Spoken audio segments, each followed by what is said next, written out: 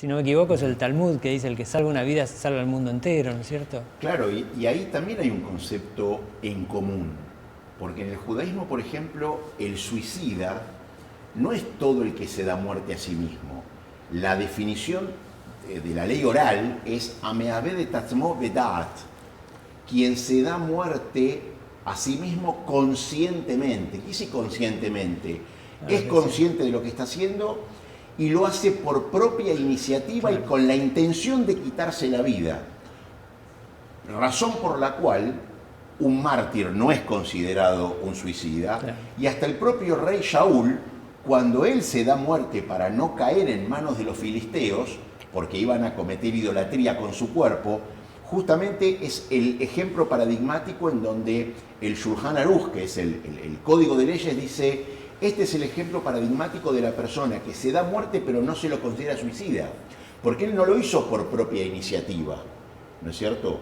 De la misma forma que, por ejemplo, un fumador que muere por cáncer pulmonar, la intención de él no era matarse. Bueno, desgraciadamente tenía ese maldito vicio de fumar, pero su intención no era matarse, ¿no es cierto? Entonces, la definición de suicida es una definición muy rigurosa, ¿no es cierto?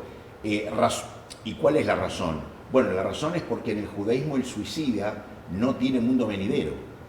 No porque el suicidio sea un acto distinto o más grave que el matar a otro, sino porque el suicida ya no está en vida para poder arrepentirse, ¿no es cierto?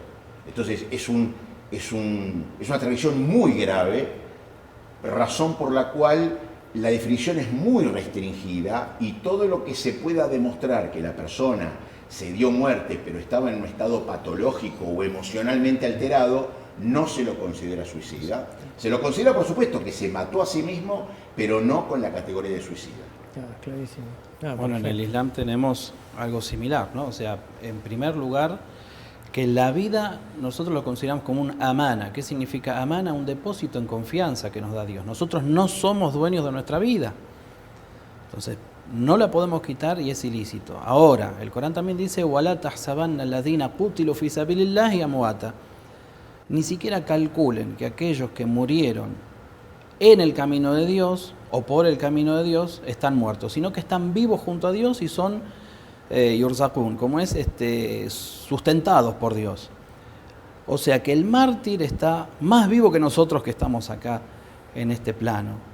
Pero ¿quién es el mártir? Aquel que arriesga o que entrega su vida en el camino de Dios. Y eso no quiere decir el campo de batalla solamente, quiere decir ese hombre, ese nadador que salvó 7 vidas, quiere decir cualquiera que antepone la vida de los demás y hace el bien para los demás. De hecho, en el Islam decimos que los lugares más elevados del paraíso, el lugar más elevado del paraíso se llama liqa'ullah, el encuentro con Dios. Cuando uno abre el Corán y empieza a hablar, y habla mucho del paraíso, habla de ríos, de jardines, de esposas creyentes. ¿Eso saben para quién es? Para las personas que van a la parte más baja del paraíso. Incluso para los que son perdonados, que pasan un tiempo en el infierno y van a ese lugar del paraíso. Tiene niveles el paraíso, pero podemos dividirlo en 3 niveles. Liqa'ullah, el encuentro con Dios, lo más alto.